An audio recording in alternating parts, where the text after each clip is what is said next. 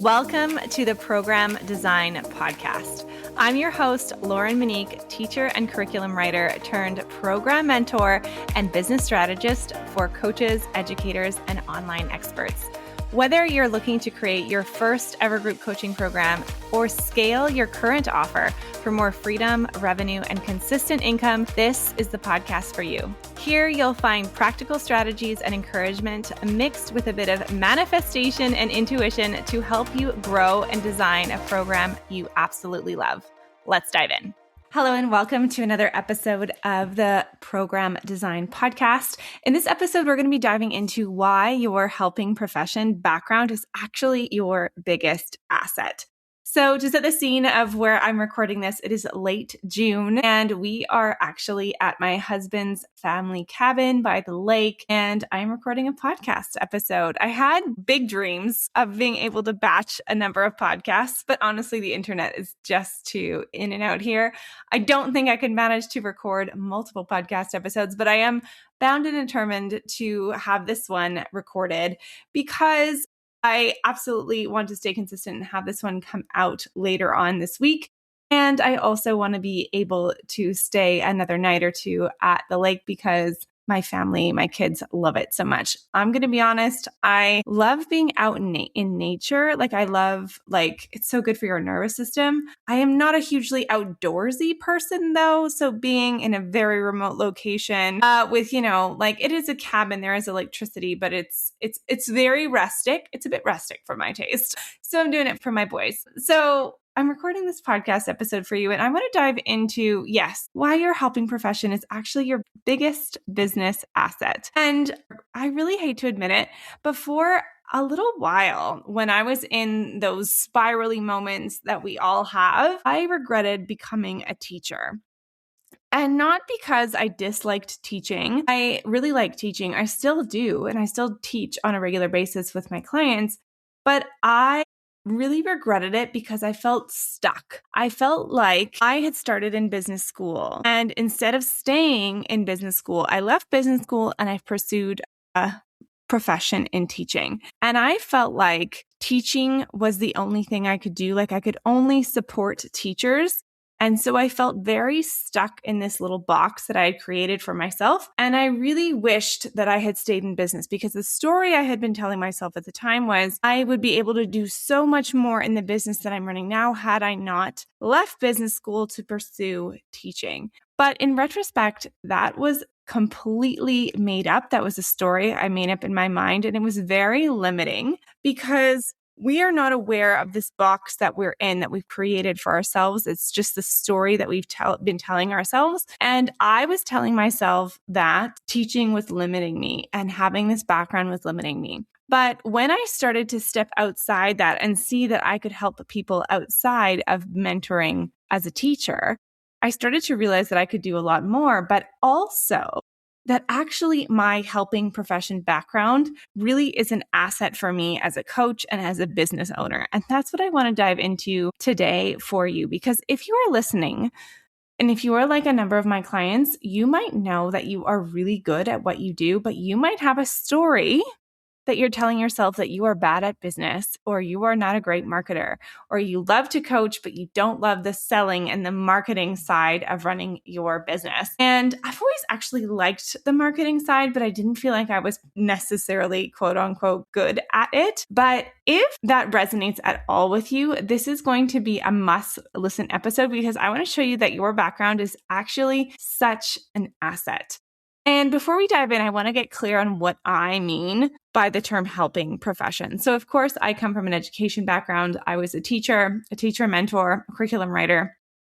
And a lot of the people who hire me now is because of that background. But that's not the only helping profession that I am considering in this realm. So helping profession to me is anything that is helping others. So it might be therapists, counselors, speech pathologists, dietitians, anyone in the health space, nursing, doctors, anything in that space that is really you're trained and you go in it because you want to help other people, not necessarily to make money.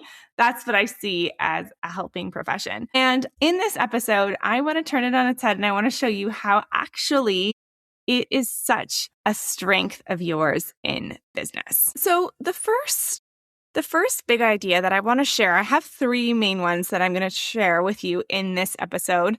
The first main idea that I want to share is that your helping profession will actually make you a better marketer if you do it right.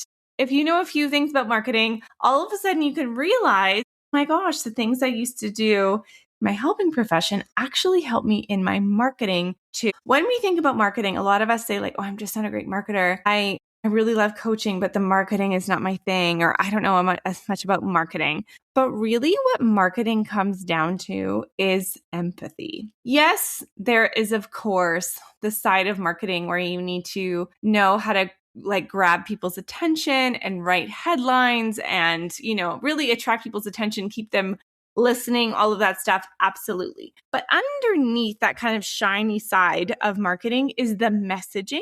And really strong messaging. Yes, it's compelling, but a lot of it is founded in a really strong sense of empathy. So when you think about a helping profession, what we get really good at is getting a sense of like when someone brings us a problem, what is underneath that problem? What is causing the problem? So if you are, say, in therapy of some sort, maybe physical therapy or occupational therapy, something like that, right?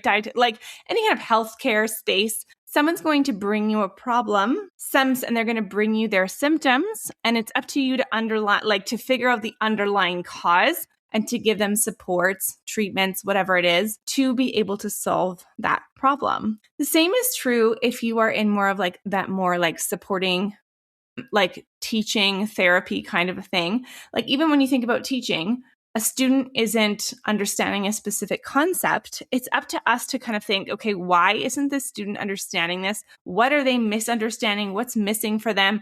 What is the cause of their problem? And how can I solve this problem for them? How can I teach it in a different way? How can I present the material in a different way? If we're thinking about therapy, you might be thinking, okay, what kind of modality can I use here? What are they believing that's true about themselves that I can move or I can shift, right? And that is what marketing is too. What I find the mistake that a lot of us make is we use our own expert speak in our marketing and it completely goes over our clients' heads or our potential clients' heads.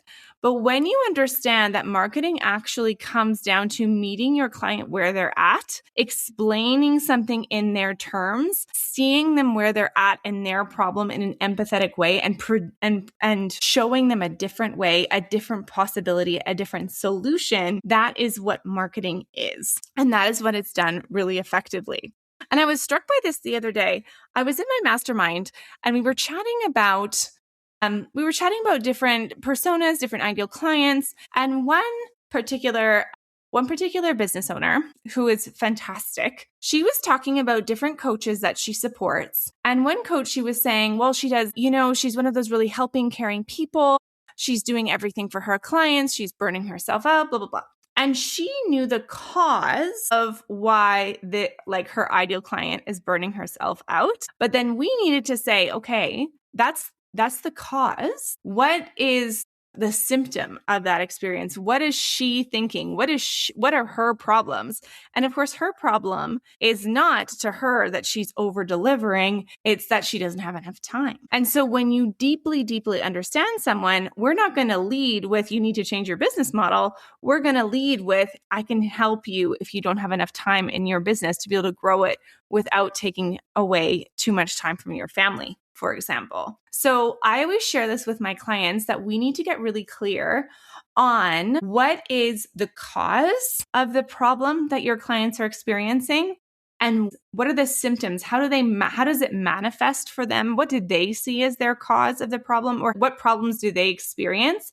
And then it's up to us in our messaging, in our podcast episodes, in our webinars, in our workshops, in our content, in our Substack to diagnose this is the problem you're experiencing and this is the solution. And if you come from a helping profession background, you are naturally already going to be doing this because you have done this all throughout your time in your helping profession. We just need to realize that we're doing the same thing in our marketing, but it's just in a slightly different way because the person isn't necessarily in front of you when you're, writing a post or you're creating this podcast episode that I'm doing now, but it's truly the same skill. So you already have that skill and you're just going to translate it into your messaging and into your marketing. So that is the first big idea that I want to share with you, that your helping profession actually helps you in your marketing, in your messaging in a really deep core way. The second big idea that I want to share with you is that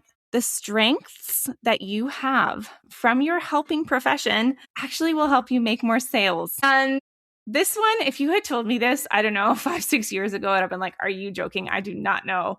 I mean, I could sell a product, like a teaching product, because I've been in business 8 years. So I could sell a teaching product because it didn't really feel like selling. I was just writing a product description. And so when people used to buy my products, they still do buy them. They're passive income. I have a product description page and I would write it in a way that would align for people. But it didn't really feel like selling because I was describing the product and how it was going to help someone. But when I started doing webinars and sales calls, when I had to actually sell my membership, my program, my services, I felt so uncomfortable.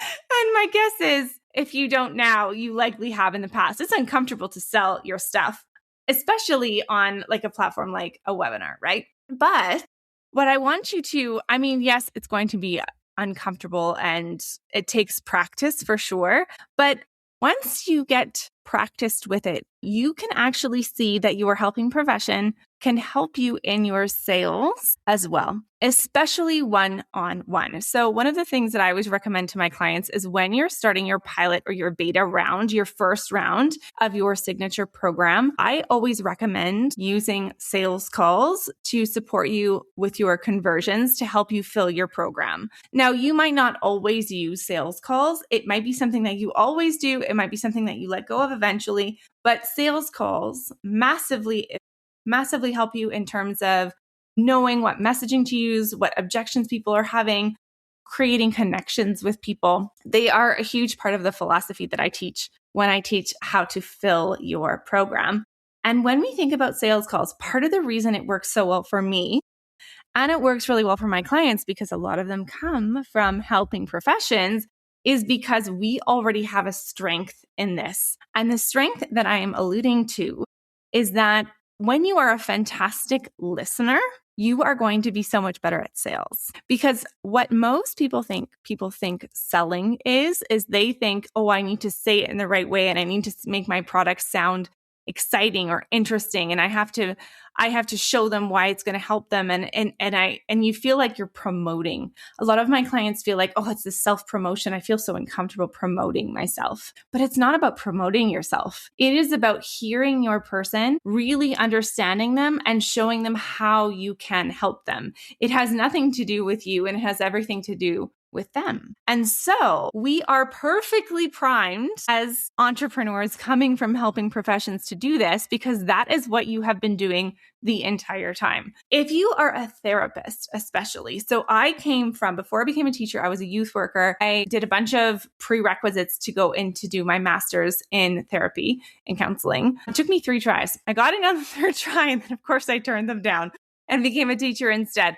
But I had to do a bunch of different trainings. I worked at the crisis center. I did a bunch of different things, youth work, like I said, to be able to apply to do my master's. It was a pretty competitive master's program. I did prerequisites. And a lot of the work that I learned to do was how to listen to someone effectively, basically, like that empathetic listening skill. So if you come from a therapy background, for example, your skill of being able to hold space for someone, of being able to really listen and to repeat back what you're hearing, to get underneath and hear the bottom of what they're getting at. That skill is going to support you so much in your sales process too. But that's not only, yes, absolutely. I see it very, very clearly if you come from any kind of counseling therapy background, but I think it's still true even if you come from a different helping profession. Because when you think about like if you were a primary school teacher and you were dealing with kids and all their conflicts that they came in at recess, he pushed me and she pushed me and then she stole my thing and it wasn't fair, and all the conflicts that we deal with in elementary school, for example, even in high school, there's always a lot of drama, right? You are listening and hearing how like you're staying calm, you're mediating, you're hearing how the other person is feeling, you're helping them find a resolution. That same skill that you used with students to help them calm down meltdowns, to help them find resolutions, to support them whenever they felt like they couldn't do whatever you were asking them to do, if they felt like if they were in high school and they felt dumb and they didn't feel able to do a certain exercise you were asking them to do. All of those skills that you took to really hear them and understand them, you will be using in your sales process. If we look at if you're a dietitian, a speech therapist, and you've done a lot of one-on-one clinical work, you're still really listening and making sure that you're understanding where people are coming from so that you can support them. And selling is the same. It's just showing them like, I hear you, I see what you need. I'm really looking to understand you and hear your problem and make you feel seen and hold that space for you. And then I'm going to offer you a solution that matches that. And then the last big idea that I want to share with you, that your helping profession can actually help you run your business better. So it won't only help you with your marketing, your messaging, and your sales. It will actually help you run your business as well. Because when you think about it, I used to see these people that came from corporate backgrounds, and they were like, oh, I was head of the marketing department, or I was head of this, or I was head of that. And I was like, oh, you have a leg up on me. But what I didn't think about until later is that when people come from a corporate background, now not always, but often they work in teams. They are assigned projects. They are working with a team to achieve a specific goal. When you were in a helping profession, likely you had a lot more autonomy and you had to figure things out on your own. And so when you get into entrepreneurship, no one's looking over your shoulder. No one's waiting for you to finish things. It's all up to you to do it and to organize how you're going to run your time. And a number of helping professions, when you think about it, are actually set up to do this well. So for example, if you came from academia, some of my clients come from more of an academic space. If you come from academia, you likely got to choose a lot of your own hours. You chose what you were researching about. You were choosing what you were teaching about. To a certain extent, you might have had parameters, but you probably had a lot of autonomy. If you come from a teaching background like I do, yes, I had a specific grade level and a curriculum to teach, but by and large, it was up to me how I taught it, when I taught it, what I was doing within the constraints of the 8:30 to 2:30 hours that I had. I figured out how to run the classroom, the systems that I was going to run. Like it ran like a whole little machine, and that was the premise of my first business. Was I taught people how to create strong classroom systems, right, to save time. Like that is really what you were doing in your classroom experience. Even if you're working in a more clinical or one-to-one therapy, it's not like someone's teaching you or telling you like, this is due by Friday, or, we have a specific deadline that we need to hit in a project that you're creating in a corporate setting. In therapy, basically you're meeting someone and you're figuring out on a regular basis, what do they need? What can I support them with? Like it's all very client-led, but you are figuring out how you are solving that problem. And so that level of problem solving, of autonomy, of being able to run things on your own will really help you in your business as well, because no one is going to be waiting for you and asking specific things for you. You are choosing your own hours. You are deciding what to prioritize. If you come from a helping background, a helping profession, and you had a lot of autonomy in that profession, that is really going to support you in your business as well, because we're constantly prioritizing, constantly deciding what it is that we need to be spending our time on. And when you have that experience of someone who's not telling you what you need to be doing or what the team is working on, there's less things dictated for you. that is going to really support you in your business too, because there is so much freedom that I can't speak to it specifically for me. The only kind of maybe related experience I could say was maybe when I worked in a nonprofit. I worked for an environmentalist organization for a little while in my early 20s. But in that experience, and from what I have heard from a lot of people who came from the corporate world, is they had projects that they were assigned or projects that they were working on. Whereas for us with a helping profession, we do have a lot more autonomy, and we can bring that skill of being used to autonomy, running things our own way, deciding how to prioritize. That can really help you in your business as well. So let us recap the 3 ways that I really see your helping profession can actually be your biggest asset in business. So the first thing that we shared is that your helping profession background is that it will really help you with your marketing and your messaging, because you have always been looking for the underlying cause of a person's problem to be able to offer them a solution to support them. Now we just need to take that same skill, that empathy that you have developed over the years of your work, and translate it and transmute that into your marketing, into your messaging. The foundation of marketing is empathy, is really understanding. And actually, I believe Seth Godin says something similar. So for me, marketing is truly empathy, and you have that in spades coming from a helping profession. The next big idea that I shared is that we talked about in this conversation is that we looked at how your background of active listening, of empathy, of being able to hold space for people, of really hearing where they're at, is going to help you so much in your sales, because sales is not about self-promotion. It's about listening to someone and offering them the right solution for them. And then finally, I looked at how when you come from a number, maybe not all, but a number of helping professions, when you have to work in a way that that demands a lot of autonomy, that requires you to prioritize and run your time on your on your own schedule, to create your own schedule, that is really going to help you in entrepreneurship as well as a business owner, because you're going to be able to prioritize and decide what projects to work on when, because you're used to having that level of autonomy. People weren't breathing down your neck to decide what you needed to be doing and when.